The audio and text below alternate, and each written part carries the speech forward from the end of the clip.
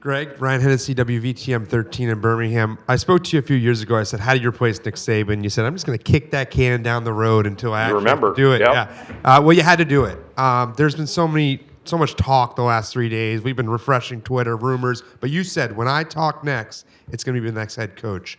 Was this your first choice? And can you rewind the last 48 hours on what you did to get this next head coach? Yeah, so anytime, I'll put it to you this way. I don't ever look at it as first choice, second choice, third choice, okay? I really don't. God's honest truth.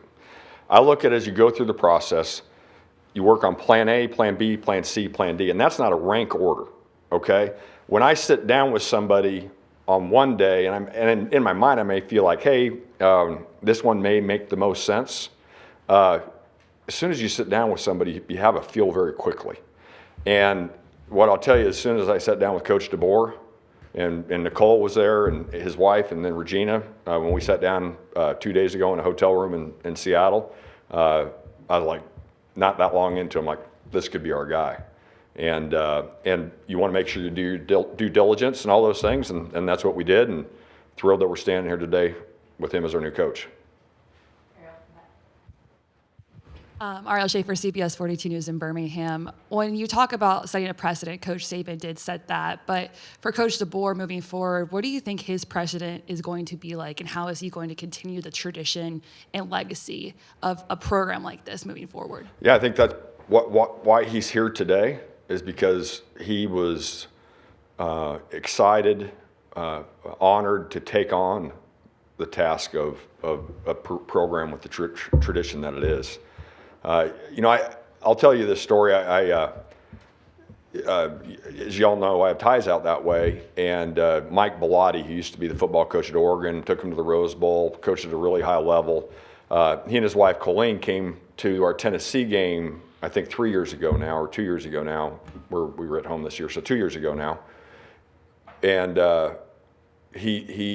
so think about the level that he coached at, right? And they came to the game with Regina and I, and they got to see everything, and the upper decks, and just the environment, the Walk of Champions, and just the pageantry around this all. And he's like, "Holy cow, Greg!" And so the tagline for the SEC is "It just means more." Who doesn't want to have that opportunity? Who doesn't want to try to take on that challenge? Listen, I didn't grow up in Alabama, right? I didn't, but literally, from my youngest years, I remember watching Alabama, watching Coach Bryant come out of the tunnel, and when Keith Jackson and Coach Broyles would call the games, and that was often in San Diego, California, and then later on in Oregon, and I was like, what an awesome place. I didn't know I was going to be so fortunate to be here one day, but if you know anything about college athletics, if you know anything about college football, it's the pinnacle right here, and if you want a chance to be a part of going after and being a part of the really special things in our country, one of the special things in our country, you want to be at Alabama, and I think Coach DeBoer and his family feel the same way. Ryan Brown from the. Hello, Ryan. How are you, Greg? Tired, okay. But I'm okay. Yeah, we all are. That's right. Do you recall the first time Kalen DeBoer came on your radar screen, and what made him appealing to you? Yeah. So. One of the things, I told this story next door. One of the things my dad taught me early on, because for those of you who don't know, my dad was an athletics director for 29 years, so I grew up around this. But I remember early on, because he knew I was interested in this, and I'd say, hey, Dad, tell me, give me advice on all sorts of different things. But one of the ones that stuck forever was watch coaches coach, okay? So the story I tell, and it's actually a little bit tied to Coach DeBoer, is my first full-time job in athletics was a regional fundraiser at Oregon, and I had all of Southern Oregon and all of California, okay? So I had a lot of windshield time, as you can imagine, driving around. But I'd get up to Eugene, and I would go watch football practice whenever I could. Well, Mike Bellotti had just become the head coach, who I mentioned earlier, and he had, in just a few years span, he had Jeff Tedford, who Coach DeBoer worked for at Fresno, who I think was here in 17, if I'm not mistaken. He had Chris Peterson, who became the Washington coach. He had Dirk Cutter, who became an NFL head coach. And I got to watch some really high-level coaches coach, and you learn how to watch body language. You learn how to watch their communication skills. How do they come across You know, are they smart people, right? And so I watch a lot of coaches. That's one of the things I do. I literally sit in my office because I get there so early. I literally sit in my office some mornings before I work out, and I watch YouTube videos of coaches. And I watch interviews that take place. So I don't know the first time I ever watched Coach DeBoer, but I would guess it was probably 3-4 years ago, something like that, where he was at Fresno, and you just, you know, I never wanted Coach Saban to retire. You mentioned Ryan, kick the can down as far down the road as you can. But it would have been irresponsible of me if we weren't working on being prepared when that day came, hoping it would never come. And so, you know, I probably watch hundreds of hours of that every year. Emily Grayson Porter, also from the next round. When you look back on the last 48 hours or so, what will you remember most, do you think? Well, what will I remember most? That's a good question. When you go through this, and you know, I'm in my 17th year of being an AD, so I've done this a few times.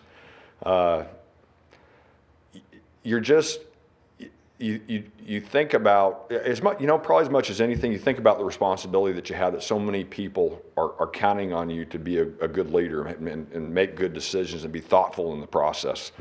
And I think first and foremost, I thought about the guys on our team. Okay. Next, I thought about our entire department and the impact that our football program has there. Next, I thought about our fan base. We've got a couple of those, right? And you know, the way they support our university and care and the passion that they have. If I didn't take their feelings into account, not that I was sitting there reading message boards, because I don't do that, and that wouldn't have been very productive on my part. But passion here is like none other. And so if you don't feel a responsibility to take the steps of what you're doing seriously, then shame on me. And so, you know, that's when I get through each of the coaching searches I've been a part of. And I mean, if I'm hiring a tennis coach, right? The young men or the young women on that tennis team, they're counting on you. They're counting on you and their future and what they've done. And so you better take that seriously too. But I also understand there may be a few more cameras that show up when you announce the football coach than others. Hey, Greg. Carl Prather, WAFF TV in Huntsville. Hey, Carl. When you're trying to find the right guy for this job, did you ever think, in your opinion, to try to continue the trajectory of what Alabama football could be as an organization moving forward down the line? Yeah, I mean, I always remember we were upstairs in the zone my first year here, and Coach Saban spoke after one of our scrimmages and to the Red Elephant Clubs, I think, what it was. And somebody asked him, it was a really good question, kind of one I was going to ask him at some point that I hadn't to that point. But so this is 2017, right? And they asked him, they said, how do you keep that same drive, that same just focus and ability to continue to try to get better every single day? And he said, you know, I kind of look at it a little bit like a ladder, that I take a step and there's another step ahead of me, and then there's another step ahead of me after that. And so one of my, and I said this next year, one of my favorite sayings, and probably the only original quote I've ever had, but is, you know, the only thing I got figured out is I don't have it all figured out. And so I try to grow every single day in the decision making and what I do, and I have a responsibility in my role to serve our university, serve our student athletes, and serve our fans. And if I ever stop taking that responsibility seriously, then shame on me, and somebody else needs to do this job. And so as you look at what's ahead and how do you grow the program, you got to, every day you're either getting better or you're getting worse. You're not maintaining. And as you get older and get more gray hair, right, Gary? Yeah, Gary and I have that in common. Yeah. I knew he could handle it. Yeah. That's right, exactly. You know, you do get a little more wisdom with the gray hair. That's why Ryan doesn't have any gray hair, right? Not yet. That's right. No, I'm just kidding, Ryan. And but hey, you better get after it every single day and give great effort in what takes place. And if you do those things, more often than not, you're going to make better decisions. And you're not going to bat 1,000. Nobody does, right? They're not trying to hopefully be offensive here. If you have a faith in Christ, you believe there was one perfect human being, right? And so we have a responsibility to create a vision and do things to give us the best opportunity to succeed long term and continue to get better. Yes, sir. Gary Gray Hair Harris here. All right, here comes the zinger at me. No, really. Coach DeBoer talked about, obviously the immediacy of putting a staff together. Right. He's got a staff there. There'll be other coaches that are interested. There's some great staff members here and support staff members. Will you and maybe even Coach Saban talk to Coach DeBoer about staff members here, or will he have to ask? We already have. Yeah. You know what? Somebody was going to ask me the question next door. Why? For a long time, the media, and I don't blame you writing this or saying this, would say, who's going to want to replace him, right? And I've looked at it as, you better find somebody that doesn't see that as a negative, but sees that instead as a challenge, and what an opportunity. And almost immediately, both from Coach DeBoer and Nicole, I could sense a comfort level in who they are, and a humility in who they are, and also a confidence in who they are. That's what you're looking for, to have somebody that have that balance. Think of the impact that Miss Terry's made, right? That's, Nicole's not going to be Miss Terry. She shouldn't be. She needs to be Nicole DeBoer. And Coach DeBoer needs to be Coach DeBoer, not Coach Saban. And I sensed that right away and sitting down and talking to him. What about staff members? Oh, so staff members, yeah, both of us have already talked with them about it. Is there interest from your position to keep some of the Sure. here?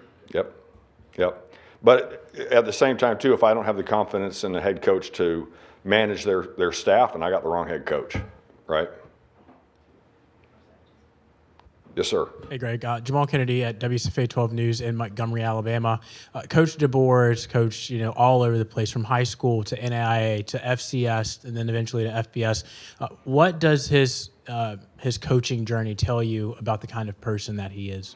Well, first of all, I think he's committed to the game of football and has a passion and belief in it, which is what you want in a head coach. I also saw as a person that's willing to take on challenges, right? And have success in taking on those challenges. And so I see a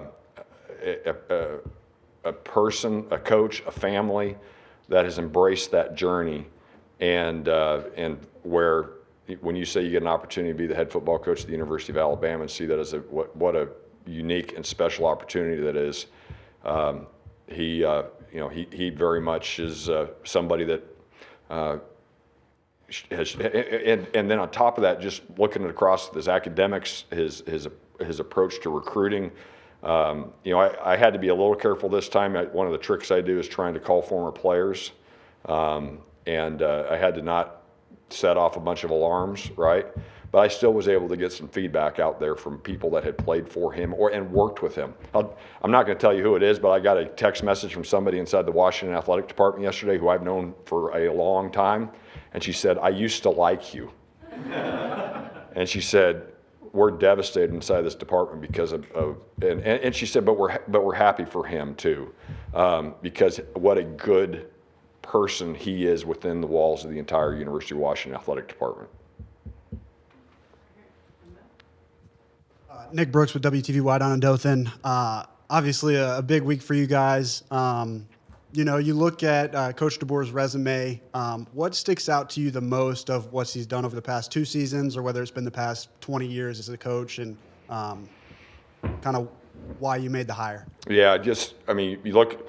He took over a challenging situation at Washington. Most of the time, you're not replacing somebody the caliber of Nick Saban, right? And so most of the time when a head job is open, there's challenge with it. And then look what he did in his 2 years there, right? And did it in this modern times, the transfer portal and everything else that we're dealing with as a reality right now. And then on top of that, you just look at his development of the guys that have played for him, and his teams continue to get better. And so there are a lot of parts so when I sit down with a coach, and I tell this to young coaches who are saying, hey, when they come to me for advice and say, what are you looking for in interviews and such? So it's really not that complicated. If you want to be a head coach, you need to explain to me from A to Z, academics to zone defense, and everything in between. And you better, especially when you haven't been a head coach before, you better be able to explain to me how you're going to handle each of those areas in a very concise time. When we hired Dan Mullen at Mississippi State, I hired him at 2:30 in the morning at the Embassy Suites in Buckhead, right? We sat down at 9:30 that night. 5 hours later, I said, I think I want to hire you. I hadn't slept then either. Slept a couple hours, and I think we made it official like 6 in the morning. And but I could tell early on this guy had a plan that was laid out, and was very smart, and he had a lot of success over there, right? And then ended up going to Florida, and the year before he got let go, he was in the SEC championship game, right? So, and so you look, I had somebody tell me this time, hey, why don't you just do it by Zoom? I'm like, no, I'm not going to do that. I learned so much. By sitting down and talking to somebody and watching body language and watching facial expressions and, tone of voice and all those different things. Zoom is certainly helpful in a lot of ways, but you can't make a decision like this by, saying, hey, we'll set up a Zoom. I'll talk to you in a couple hours, right? You got to get in front of people. Hey, Greg. Johnny Condon, ABC 3340 Sports in Birmingham. With respect to the ever-changing landscape of college athletics with NIL and transfer portal, during the interview process, how integral was it that you had a guy that was going to embrace the current climate and, for lack of a better term, be willing to play ball? Yeah, well, Coach Saban had a great line that he said over the years that, the dinosaurs didn't adapt, right? So you better not be a dinosaur. And whether you like something, you don't like something, you need to face reality in what you do. And that was my approach, is like, you better have a coach that doesn't want to deny the realities of what we're dealing with. And that goes across the board in whatever you do.